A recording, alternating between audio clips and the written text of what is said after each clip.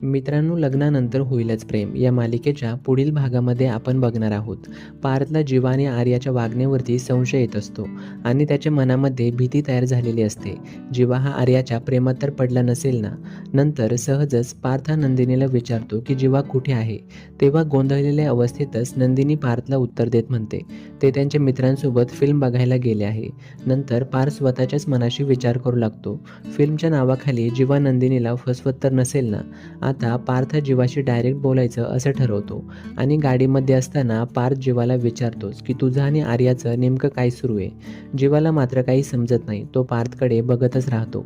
तिकडे काव्याला सुद्धा असंच वाटत असतं की जीवा आणि आर्याचं काहीतरी सुरू आहे आणि याबद्दलच नंदिनीशी बोलायला ती जाते. काव्य नंदिनीला विचारते की जीवा आणि आर्याचं काय सुरू आहे, तुला कळतंय ना?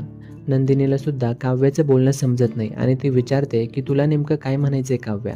तेव्हा काव्या डायरेक्ट नंदिनीला सांगते, मला आणि पार्थला असं वाटतंय की जीवा आणि आर्याचं काहीतरी सुरू आहे. आता काव्याच्या बोलण्याचा नंदिनी विचार करू लागते.